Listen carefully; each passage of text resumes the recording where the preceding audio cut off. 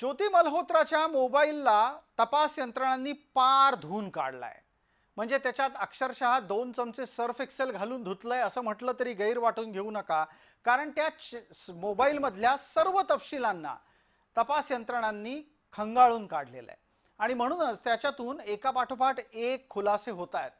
पाकची दहशतवादी संघटना म्हणून परिचित असलेल्या ISI या संघटनेसोबत ज्योतीचे संबंध प्रस्थापित झाल्याचे पुरावे सापडले आहेत.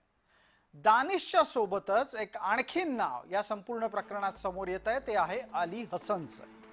आणि पाकिस्तानच्या हाय कमिशन मधला दानिश हा ज्योतीच्या संपर्कात आल्याचा कबुलीनामा तिने दिला आहे.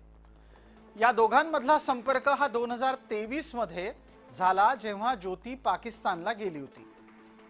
दानिशनं तिला पाकिस्तानचे 2 दौरे आखून दिले, म्हणजेच त्यासाठीचे पैसे सुद्धा पुरवले. याच दरम्यान ज्योती ISIच्या अली हसनला भेटली आहे. हा अली हसन एकटाच नाहीये, त्यांनी शाकिर आणि राणा शहबाज यांचा सुद्धा परिचय करून दिलाय. शाकिरचा मोबाईल नंबर काय आहे तोही आपण पहा, 92 317 62 569. आणि हा सेव्ह करताना ज्योतीनं भलतंच नाव वापरलंय.